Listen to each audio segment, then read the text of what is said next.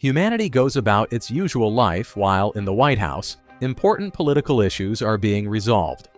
Beyond its walls, ordinary people make plans for tomorrow, unaware of the changes that await them. But one single morning changes everything. For reasons unknown, all carriers of the Y chromosome in the city suddenly die. In other words, every male living creature, from animals and birds to men, perishes, including the president of the country. The only surviving males are a young would-be magician with no real talent named Yoro Brown and his pet monkey, Capucina Ererson. In case of emergency, Regina Oliver would assume the presidency. However, at the moment of catastrophe, she was abroad, and no word has been heard from her since. Naturally, the void of leadership has dire consequences. Riots break out in the city as panic-stricken women begin destroying everything around them, not knowing how to go on living. Tension mounts inside the White House as staff realize that in 2 weeks they will be entirely trapped. Coal and clean water supplies will run out. Food will soon be gone. Animals can no longer reproduce, and building sufficient reserves in time is simply impossible. And this isn't just about one city. It will affect the entire world. Senator Jennifer Brown takes charge of leadership. Soon she is approached by Agent Sarah Bergen, a member of the President's Secret Task Force 355. Sarah explains she was sent here because of a real threat, but had no time for detailed instructions on her new mission. Meanwhile, Yoro remains holed up in his apartment to avoid becoming the target of desperate women. But as supplies begin to dwindle, he decides to leave a note for his girlfriend and venture out to assess the situation. At the same time, Senator Brown sends Sarah on a mission to find her daughter, Hiro, who has made no contact since the disaster. But Yoro is in no hurry to hide in a safe place. He travels instead to a refugee center to help those in need, including the wife of his deceased lover. After that, Yoro returns to the hideout where his friends are gathered. At first glance, it seems there are still some surviving men in the city, but it quickly becomes clear these men were born in female bodies and have transitioned via hormone therapy. Therefore, the mysterious plague had no effect on them. In New York City, evacuation begins, and heavy military vehicles patrol the streets. Yoro must hide to avoid capture by the military, yet he manages to slip into a local bar to leave another message for his girlfriend, still hopeful she is alive and will find her way home upon seeing his autograph. Yoro gets away unnoticed, but this time things don't go as planned. Capucina escapes, forcing Yoro to chase him. The restless monkey descends into a flooded subway and vanishes into the filthy water, filled with corpses of the dead. Fighting his disgust, Yoro decides to follow him, unwilling to lose his only friend. For a moment, he thinks he sees another living man nearby, but when he shines his flashlight, there's nothing but dirty water. After emerging from the water, Yoro slips into a clothing store to change, but doesn't remain hidden. Shopkeepers catch sight of the naked stranger and freeze in shock. One woman suggests capturing him and turning him over to the authorities for a hefty reward, but ultimately, feeling pity, they let Yoro go and give him a clean outfit. The stress Yoro has endured almost drives him mad. Watching videos on his phone, he remembers the day Iran came into his life, and upon hearing his friend's voice, the little monkey emerges from hiding. The pair return home and feel safe there, until Yoro hears the door open. Realizing he was mistaken about being alone, he must defend himself. Armed with a guitar and hiding around a corner, he has no chance to strike. Sarah proves faster and stronger, disarms Yoro, and after a few hours turns him over to his mother, Senator Brown. The pilots who brought Yoro to the White House are locked up. Sarah explains they need rest after a long flight, but everyone understands the real reason. No one must learn that the new president's son has survived, or suspicions of conspiracy could spark even greater chaos. Yoro himself is not happy about the situation. After resting briefly from all that has happened, he decides to look around, nearly walking into disaster. In an abandoned office, he is discovered by Mara, the widow of the late president. Jennifer and Sarah arrive just in time and manage to make it look as if Mara is suffering a mental collapse. Meanwhile, Yoro manages to hide, but the threat looming over the conspirators grows, and Sarah insists that the boy must be moved out of the White House. The late president's daughter tries to learn exactly what her mother saw that night. Jennifer assures the girl it was nothing more than a hallucination, but Kimberly suspects President Brown is lying. Jennifer Brown instructs her aides to find a geneticist who can examine Yoro and discover what happened on the planet and why he and Capacina survived. The president plans to bring specialists to the White House, but Sarah remains firm. It's far too dangerous and they must get Yoro out of the city. The agent is ready to undertake this risky mission, but must do so as quickly as possible. Meanwhile, in Israel, an injured woman regains consciousness and, learning that all the men on Earth have died, declares she must now claim the presidency of the United States. Nora Brady, a former presidential advisor, is forced to wander with her young daughter Mackenzie after losing her husband and sons and being left without means to survive. Nora struggles to pull herself together, but ultimately resolves to fight to save herself and her daughter. News arrives at the White House that Regina Oliver, the leading presidential candidate, is alive. This causes a split among the staff. Some remain loyal to Jennifer Brown, others side with Regina Oliver. Given the situation, Jennifer has no choice but to agree with Sarah and allow her son to be transferred somewhere safer. Sarah recruits the pilots who previously transported Yoro, motivating them with heroic stars and promises of eternal glory if they succeed. The only way to smuggle Yoro out of the building in secret is in a vehicle loaded with corpses. The boy tries to refuse and think of another plan, but Sarah is resolute. They cannot risk anything, and he will have to endure it. The agent succeeds in smuggling Yoro out and transfers him to a helicopter. She intends to pilot it herself. A second helicopter, carrying exclusively women, flies ahead as a decoy.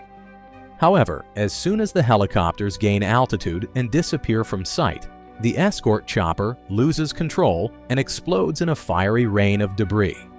The sight horrifies Yoro, but Sarah remains calm, knowing that was the price for the pilot's silence. After several hours of flight, Sarah and Yoro land in a forest for a brief rest. The agent, unable to bear the smell, asks the boy to strip. After traveling with corpses, he stinks terribly, and it would be better to wash his clothes before continuing. Meanwhile, Yoro's sister, Jiro, sets out to find a safe place accompanied by her friend, a trans man.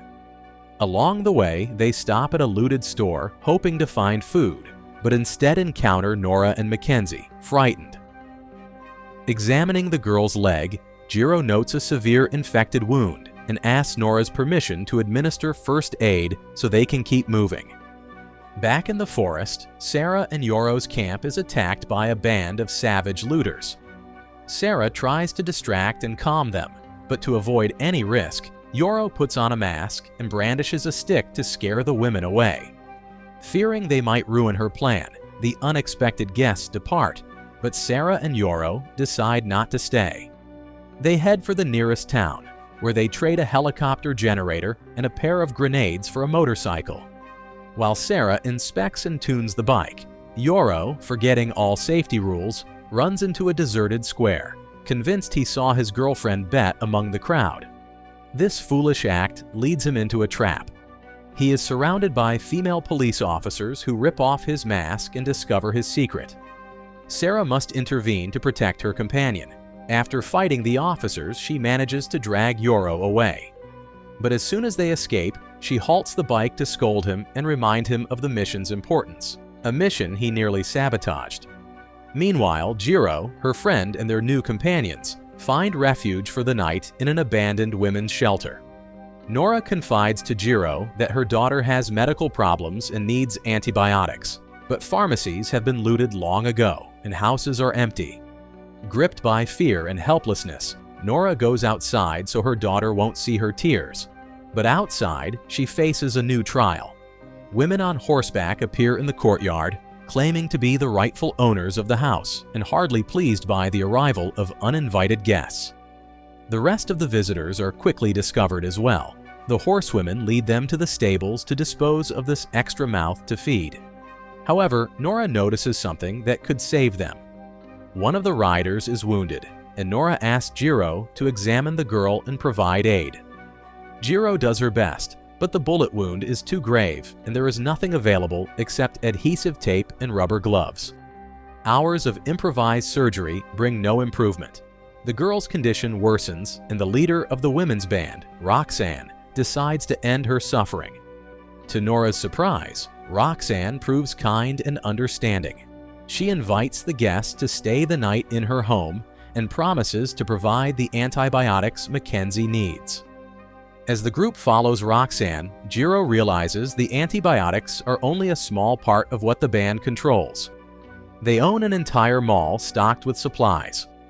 Meanwhile, Sarah and Yoro continue their journey toward Boston, hoping to find geneticist Allison Mann.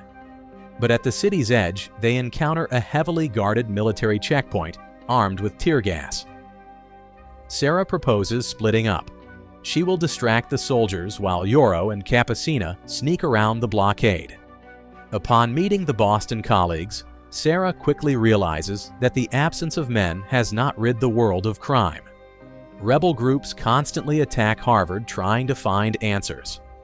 The plan works. While Sarah keeps the soldiers occupied, Yoro sneaks into the headquarters building to hide. However, there he falls into the hands of rebels, at risk of exposure. But fortunately, they mistake him for a trans person and let him go, even telling him where to find his people, get needed hormones, and hide. Finally, Yoro and Sarah locate Allison Mann's apartment and then her Harvard office. The geneticist is not pleased to see strange visitors, but the moment Yoro removes his mask, she immediately understands why they are there. Yet it is impossible to work at Harvard. There is no equipment or biological samples, so she suggests the only option is to travel to San Francisco to use the lab there. Sarah agrees to undertake another dangerous trip, but secretly sabotages her radio, cutting off her only line of contact with the White House. Later, she uses the radio's malfunction as an excuse to leave and asks Yoro to watch over the geneticist while she finds another way to communicate. Meanwhile, political power struggles resume, but not everyone is focused on them. One of Jennifer Brown's aides, Christine, falls ill and fears she has lost her baby. An ultrasound reveals the opposite. The pregnancy is advancing and it is very possible the child is male. Sarah bursts into a stranger's home and discovers the homeowner is as skilled and dangerous as the secret agent herself. A fight breaks out between the two women, but once they talk, they realize they both work for the same organization and came for the same reason, to find the homeowner and shoot her. Upon learning of the helicopter accident, Jennifer is deeply worried, but Christine tries to calm her. The search team reports they found only 2 pilots' bodies. Relief is short-lived, as the president realizes Sarah most likely orchestrated the crash to eliminate unnecessary witnesses. A terrible thought crosses his mind. His son is in the company of a dangerous criminal, and no one knows what she might do to him. Regina Oliver, the leading presidential candidate, is brought to the White House. Seizing this opportunity, Kimberly begins planning a coup to get rid of hated Jennifer Brown. Meanwhile, Allison Mann confesses to Yoro she doesn't trust the success of her research. She doesn't know if they will have the resources to discover why the men died, or if it will even be possible to revive the male species. One thing is certain, difficult times lie ahead for both Yoro and his handler. Soon they themselves will become experimental subjects. Sarah returns to the office and proposes they set out. She lies to Yoro, claiming she has spoken to his mother, and now they have permission to travel to San Francisco. The trio embarks on their journey, unaware a military patrol is already circulating the city with Sarah's photo. As the women await a safe window between gas launches, Yoro decides to visit the place the rebels told him about. A transgender community where he can remove his mask and show his true face without fear. Sarah is furious at Yoro's last maneuver, but soon it becomes clear the real threat is not him, it is her. The patrol arrives at the community and displays her photo. The trio barely escape the hunter's grasp and hide in a church, where Sarah is forced to admit she has no communication with the White House and has been making all decisions on her own. Meanwhile, Jiro, her friend, and Nora, with her daughter, continue living in Roxanne's commune. At first glance, it seems they have found a true paradise: food, medicine, and security. But when Nora tries to remove her daughter from another radical feminist meeting, Roxanne flies into a rage. She reminds them they are guests and must obey her rules and listen to everything she says. Roxanne spares no effort to make young Mackenzie hate men and join her movement. Another meeting is interrupted by a battle alarm. The women quickly erect barricades and arm themselves to defend the supermarket. The attackers turn out to be a small group of desperate women with a child. Roxanne goes out to meet them, but she no longer accepts outsiders. Even a child awakens no sympathy, and she drives the refugees away, refusing to help them. Meanwhile, Allison discovers among Sarah's things a wanted poster for the agent. She suggests Yoro should flee to avoid being endangered by Sarah, but the boy refuses to betray his friend, though he knows she is hiding something from them. That night, Roxanne gathers her community for a kind of celebration.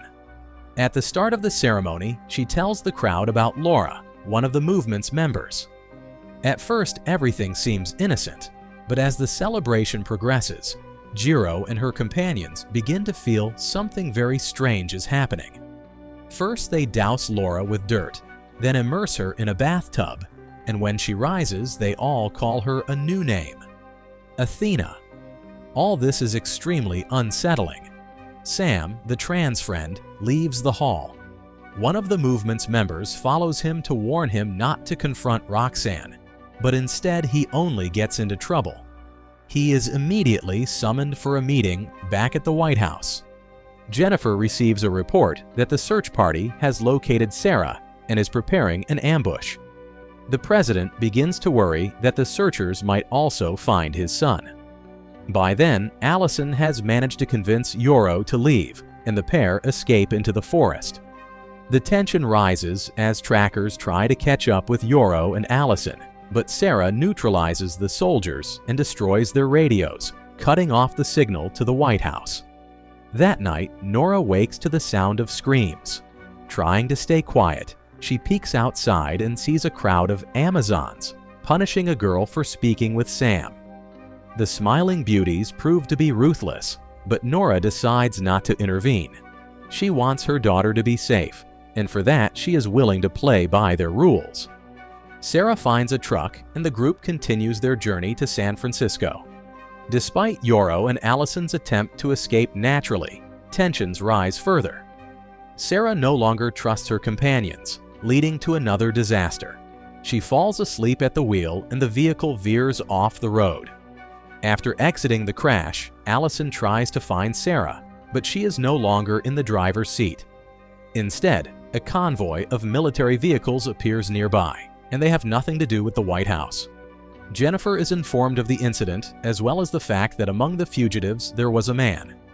Meanwhile, the president struggles to deflect suspicion from his son. Yoro regains consciousness in an unfamiliar house, in a bed beside an equally unknown woman. Rising, he goes in search of his monkey, but instead encounters the people who brought him to that place. The ranch inhabitants seem quite peaceful, yet refuse to say where his companions are. Meanwhile, the girls wake in a jail cell, completely unconscious of where they are or how to escape. Jennifer addresses the surviving city residents, urging them to accept the evacuation and not incite chaos among the crowd.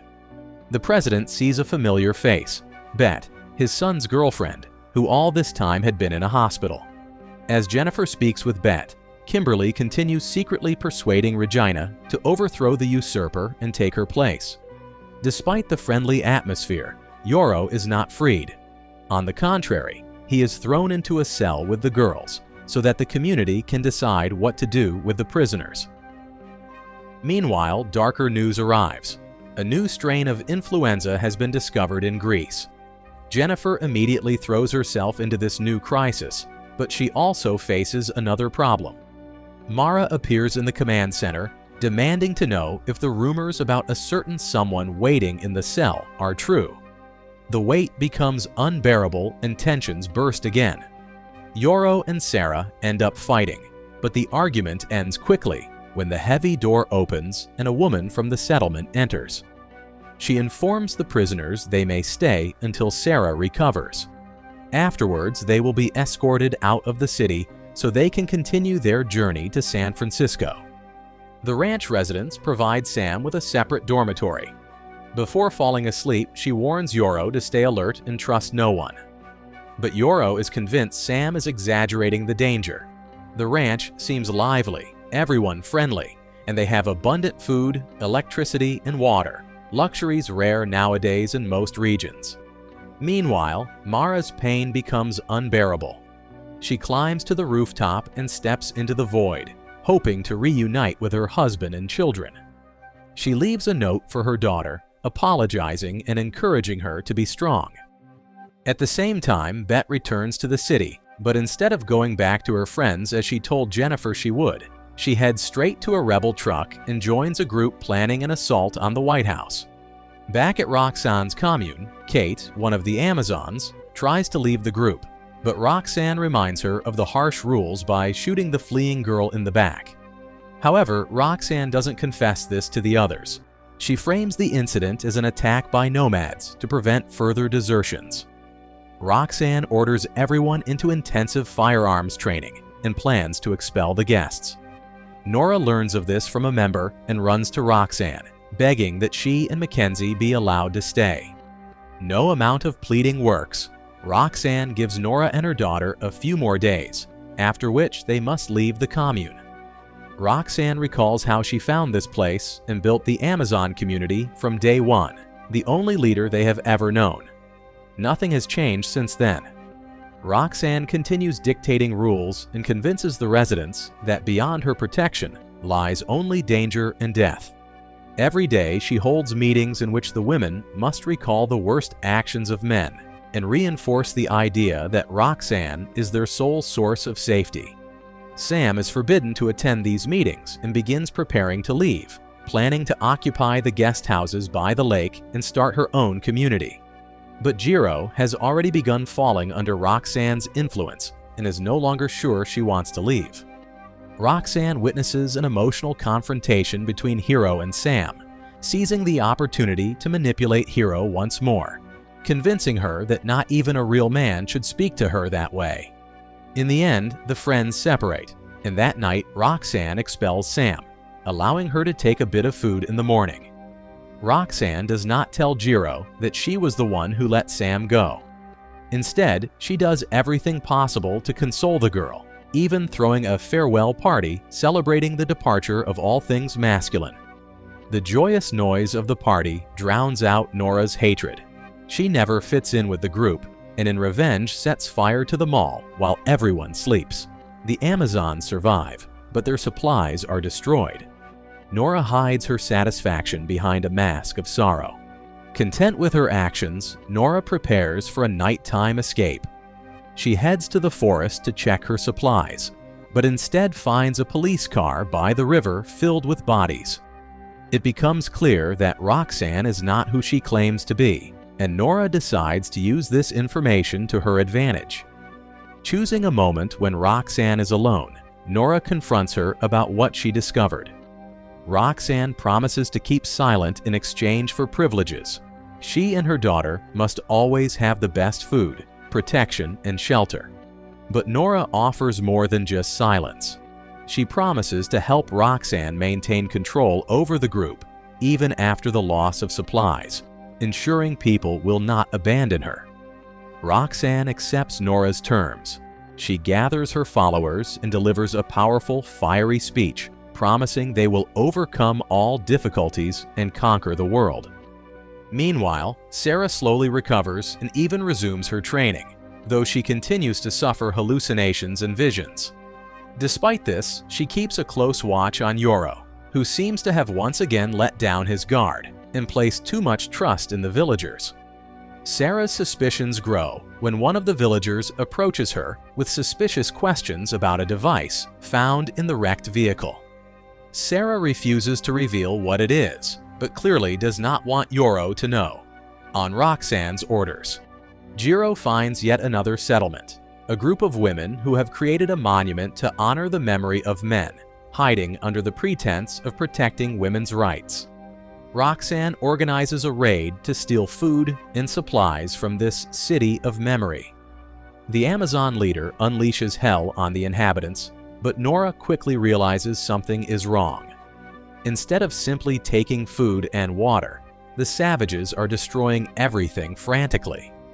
Nora dislikes what she sees and tries to reason with Roxanne, but the deranged leader insists this is the right path. Fully recovered from her illness, Regina Oliver prepares to overthrow Jennifer Brown. She orders her allies to be ready for a coup in 30 minutes. Seeking additional support, Regina turns to Kimberly, but after her mother's death, Kimberly has lost her zeal and no longer wants to join the rebellion. Meanwhile, beneath the government building, Bet's team places explosives. Jennifer Brown is summoned to the command center and accused of hiding information about Yoro to protect her pregnant aide. Jennifer is forced to confess, admitting her son survived and revealing he was sent to a geneticist in hopes of saving humanity, though no one knows if he reached his destination. Even those who supported Jennifer the day before now side with Regina, demanding the liar resign and hand power to the true president. But the discussion is cut short when an explosion shakes the building. Intruders have broken in. The rebels, led by Bet, storm the building through underground tunnels, confronting politicians. The Presidential Security Service is forced to lay down arms and surrender. Jennifer recognizes Bet despite her balaclava, but the girl signals her to stay silent and not expose her. Regina's desire to be president vanishes the moment danger appears. Thus, Jennifer Brown must take responsibility and negotiate with the rebels, answering their demands. The rebels lead the hostages out of the control center, hoping to leave the building without encountering the people of the City of Memory. At that moment, Regina asserts she is the legitimate president and everyone must obey her. In a fit of rage, she accuses her former allies, including Kimberly, of treason, and as a coup de grace announces that Jennifer Brown's son is alive. One of the rebels silences the hysterical woman with a shot to the forehead. But the damage is done. Her words were spoken, and most importantly, the rebels' plans now lie in chaos. Meanwhile, Yoro's prolonged stay in the settlement causes problems. Women starved for male attention begin hunting him, hoping to spend time with the last surviving man. Seizing a moment when Yoro is distracted and Allison is socializing with locals, Sarah slips into the forest to destroy the beacon that has been transmitting his location all this time. The rebels failed to evacuate the hostages in time. A second rival faction releases tear gas through the ventilation system. Shots ring out in the corridors. People scatter in panic, and those who do not escape in time fall dead to the floor. Bet secretly removes Jennifer's handcuffs and attempts to lead her away. The president has no time to save her pregnant aide. But Christine is not left alone. Kimberly defends her, and through the underground parking lot, the girls manage to reach an exit. In the City of Memory, among her personal belongings, Roxanne finds a notebook containing the names of all surviving men. Now the leader has a new objective: to hunt them down and destroy them all to free the planet. The Amazons decide to start with the young man they have seen once, the one now living in the nearby village. Nora shows Roxanne his portrait. It is none other than Yoro Brown. Bet gives Jennifer her uniform before parting. Jennifer tells the girl that Regina's words were true. Yoro is alive. Roxanne and Nora set out to find the village where they believe the surviving man is hiding. But sensing danger, Sarah urges her companions to leave quickly. The news of their imminent departure does not please Yoro, but he is not willing to argue with the agent. Roxanne has already located the estate and is preparing her squad to attack in a few hours. During a meeting, two nomads burst into Roxanne's camp. Thanks to them, Jiro learns of the president's death, not knowing the title did not belong to her mother. The president can no longer remain in the city where her hunt has begun. That night, Sam sneaks into Jennifer's house. The woman recognizes immediately her daughter's friend, and together they try to escape, but the house is surrounded. Christiane and Kimberly find refuge in an abandoned barn. Waking early in the morning, Kimberly tells her friend she knows how they can all be saved. They need Yoro to continue the human race. Yoro apparently agrees. That night, he sleeps with one of the village's women who for a long time had had her sights set on him. His idol shatters when the crazed Amazons, led by Roxanne, storm the village streets demanding the surrender of the man. Sarah wakes with a start at the sound of gunfire. She orders Yoro's new girlfriend to get him out of the house, while she stays behind to fend off the attack. Realizing they are drastically outnumbered, Sarah emerges with her hands raised, feigning fear, and pulls the local trans man forward, passing him off as the true survivor. A fierce gun battle erupts on the main street. The sounds of gunfire distract Roxanne's convoy, and Sarah uses the moment to disarm her enemies and escape. Even little Mackenzie joins the fight, trying to prove to Roxanne that she deserves her place in the commune. Meanwhile, Jiro catches up with the fugitives and shoots until Yoro turns around, recognizing his sister. Jiro freezes, but Yoro's girlfriend, unaware of their familial connection, shoots Jiro. Wounded, Jiro manages to tell her brother of their mother's death and warn him that the Amazons intend to destroy him. She urges Yoro to flee and to buy time, kills one of her own armed sisters. The gunfight in the city continues, but unexpectedly, Nora raises her hands and steps into the center, declaring her surrender. This enrages Roxanne, but once they leave, Jiro is alive. This gives the women renewed strength, and upon returning to her camp, Nora decides to overthrow Roxanne and open the girl's eyes to the truth. But words alone do not work. Roxanne continues to provoke Nora until Nora shoots her in the chest. The stunned Amazons raise their weapons, but Nora quickly finds words of comfort for them. Jiro stands by her side, supporting her, and from that moment the community has a new leader. Sarah walks for miles and finally finds Yoro and Allison, who is devastated, feeling she has lost everyone she loved and has no reason to live. Hearing her friend's pain, Sarah confides in Yoro that she understands him better than he thinks. She too lost her parents in childhood. Then she tells Yoro that if he wishes he can go away. She had been following Jennifer's orders, and now that Jennifer is presumed dead, their agreement is technically null. But Yoro refuses. He asks Sarah to be his trainer so that he could stop being a burden and learn to protect himself. Meanwhile, Jennifer, Bet, and Sam find themselves locked in an empty room under surveillance cameras, unaware they have been captured by Sarah's former superior in the Secret Service, following the beacon's signal. Sarah leads her friends to a refueled vehicle which, besides gasoline, contains everything necessary for the scientific investigation and a map with the marked route. Where it will lead them, for now, that remains a mystery. If you want interesting movie recaps, like, share, and subscribe to follow us for more movie recaps.